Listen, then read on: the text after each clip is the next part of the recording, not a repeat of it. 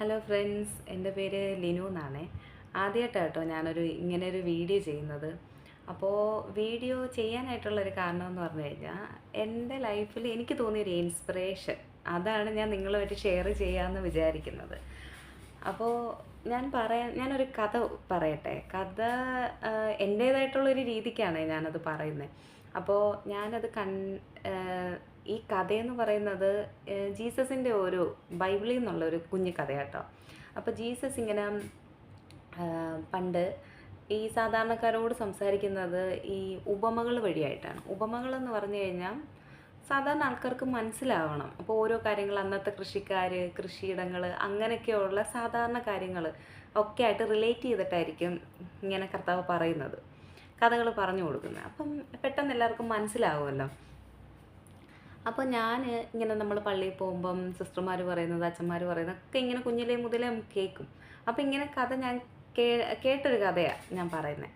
അപ്പോൾ അതിനകത്ത് കഥയുടെ ഇതെന്ന് പറയുന്നത്, ഒരു യജമാനനുണ്ടായിരുന്നു. യജമാനൻ ഒരു കൃഷി സ്ഥലമൊക്കെ ഉള്ള ഒരു പുള്ളി. അപ്പോൾ പുള്ളിക്ക് 3 ജോലിക്കാരല്ല, കുറേ ജോലിക്കാരുണ്ട്. പക്ഷേ 3 ജോലിക്കാരെ അവിടെ പറയുന്നത്. അപ്പോൾ 3 ജോലിക്കാർക്ക് താലന്തുകൾ കൊടുത്തു. താലന്ത് പറഞ്ഞാൽ പൈസ. അപ്പോൾ ഒരാൾക്ക് 1, അടുത്ത ആൾക്ക് 5, അടുത്ത ആൾക്ക് 10 കൊടുത്തിട്ട് പുള്ളി പറഞ്ഞു, ഞാനിത് കണക്ക് ദൂരെ പോവുക, നിങ്ങൾ എൻ്റെ കൃഷിയൊക്കെ നോക്കണം, ഞാൻ എന്നിട്ട് ഇത്ര ദിവസം കഴിഞ്ഞിട്ട് തിരിച്ചു വരും എന്നൊക്കെ പറഞ്ഞിട്ടാണ് ഈ യജമാനൻ പോകുന്നത്. പോയി കഴിഞ്ഞിട്ട് അപ്പോൾ ഈ യജമാനൻ പോകുമ്പം 10 കിട്ടിയ ആളെന്തെന്ന് പറയുമ്പോൾ ഇങ്ങനെ ആലോചിക്കും, എനിക്ക് 10 കിട്ടി, അപ്പോൾ ഈ 10ഉം കൂടെ ഞാൻ ഉണ്ടാക്കിയിട്ട് അപ്പോൾ എൻ്റെ യജമാനൻ ഹാപ്പി ആയിരിക്കും, പുള്ളി വരാൻ ഭയങ്കര സന്തോഷമായിരിക്കും, എനിക്ക് അങ്ങനെയൊക്കെ പറഞ്ഞിട്ട് പുള്ളി എന്താണെന്ന് അറിയുമ്പോൾ ഈ 10 യൂസ് ചെയ്തിട്ട് 10ഉം കൂടെ ഉണ്ടാക്കി വയ്ക്കും.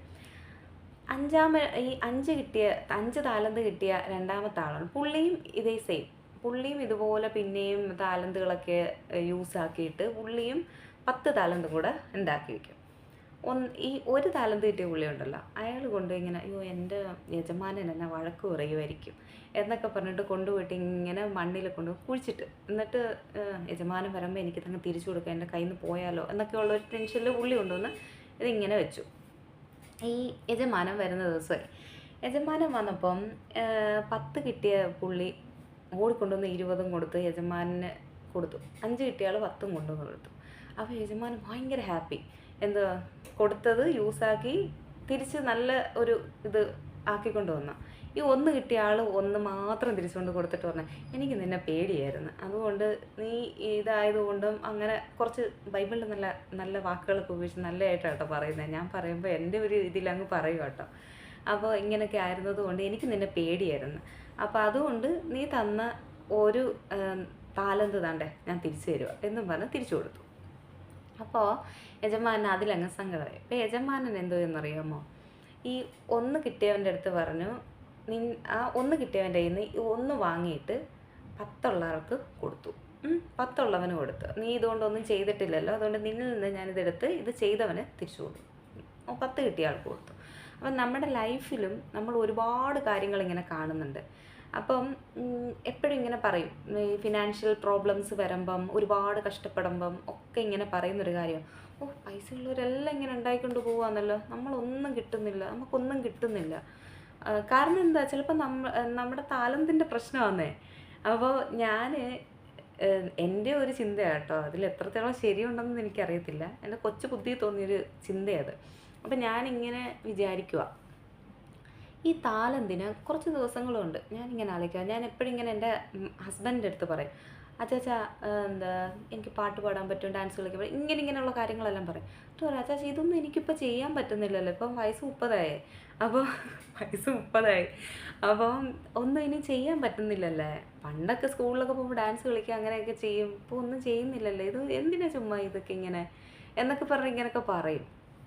അപ്പോഴാണ് ഞാൻ ഈ താലന്തിനെ പറ്റി എനിക്കിങ്ങനെ ഒരു തോന്നൽ വന്നത്.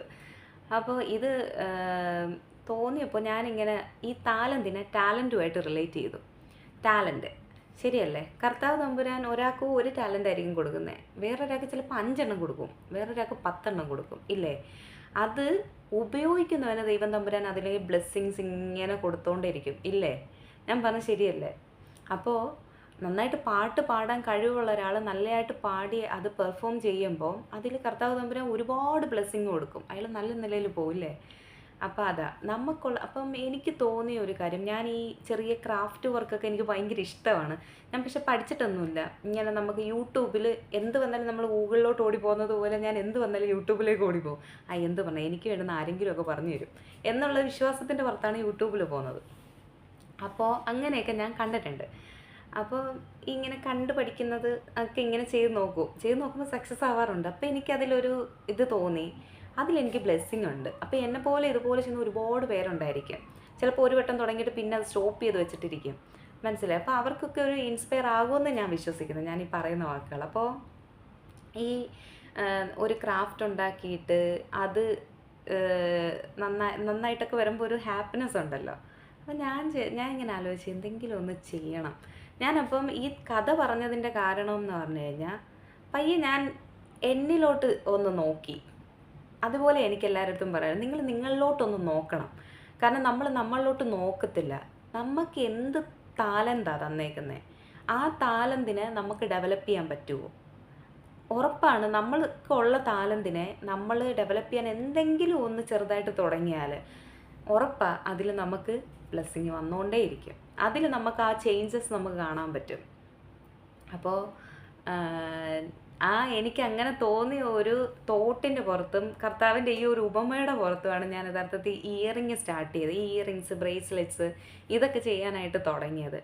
അപ്പോൾ അത് ചെയ്യാൻ പറ്റുന്നുണ്ട്, സക്സസ് ആകുന്നുണ്ട്, അത്യാവശ്യം കുറച്ച് പേർക്കൊക്കെ കൊടുക്കാൻ പറ്റുന്നുണ്ട്. കൊടുക്കുന്നതിലുപരി അവർ ഇട്ടിട്ടൊക്കെ നടക്കുമ്പോൾ ഒരു സന്തോഷമുണ്ടല്ലോ, എന്തോ ഒരു മനസ്സ് നിറഞ്ഞിട്ട് കിട്ടുന്നൊരു ഫീലുണ്ടല്ലോ, അതൊക്കെ അനുഭവിക്കാൻ പറ്റുന്നുണ്ട്. അപ്പം അന്നേ ഞാനിങ്ങനെ ചിന്തിക്കുക, എനിക്ക് തോന്നിയ എൻ്റെ കുഞ്ഞു ബുദ്ധിയിൽ തോന്നിയ ആ ഒരു കഥ എല്ലാവർക്കും ഒന്ന് പറയണം എന്നെനിക്ക് ഒരു തോന്നൽ തോന്നിയിട്ട് ഞാനൊരു വീഡിയോ ചെയ്യുന്നത് കേട്ടോ. ആദ്യമായിട്ട് ചെയ്യുന്നൊരു വീഡിയോ ആണ് ഇത്. അപ്പോൾ അതുകൊണ്ട് ഒരുപാട് തെറ്റുണ്ടായിരിക്കും. ഞാൻ പറയുന്നത് എന്തെങ്കിലുമൊക്കെ തെറ്റുണ്ടെങ്കിൽ ക്ഷമിക്കുക. അപ്പോൾ താങ്ക് യു എല്ലാവർക്കും.